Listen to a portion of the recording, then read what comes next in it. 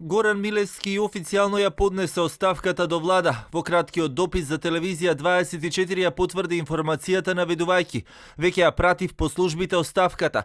Кога ќе архивираат не знам, но веќе е испратена. Останувам на ставот дека оставката ја поднесувам поради заситеност од извршување на функцијата и сметам дека е добро да дојде друго решение од ЛДП кој ќе го промовираме до крајот на неделата. Од владата велат дека оставката е доставена до премиерот Ковачевски, кој пак како мандатар треба да ја разгледа истата да ја достави до собранието, за да можат и пратениците да дискутираат, а иста и постапката, откако ќе биде донесена одлука за министерот, кој би го заменил Милевски. Во јавноста се повеќе се лиферуваат информации дека голема е веројатноста нов министер за локална самоуправа да биде поранешниот градоначалник на Скопје Ристо Пенов, исто така од ЛДП.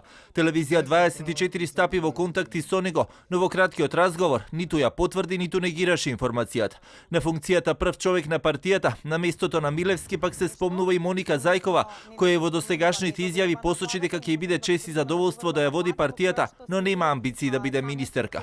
Оставката на Милевски денеска ја коментира и партиите од власта и опозицијата. За СДСМ тоа е негова лична одлука. Сметам дека во владата навистина има капацитет, доколку има одреден простор за одредени министри, заменици министри или било кој чинител дека треба дополнително да се вложи напор или доколку оценат дека навистина не се задоволни од работата на било кој министер, тоа останува сепак да биде решение на владата, кое што би ни било презентирано на нас, па ние да се изјасниме околу евентуални промени во владата кои би се случувало. Сличен е ставот и на Демократската унија за интеграција и алтернатива, кои велат се задоволни од своите министри во владата, додека ВМРО ДПМН смета дека ова е само уште еден доказ дека има превирање во владата и му порачуваат на Ковачевски дека е време сериозно да размислува за предвремени парламентарни избори.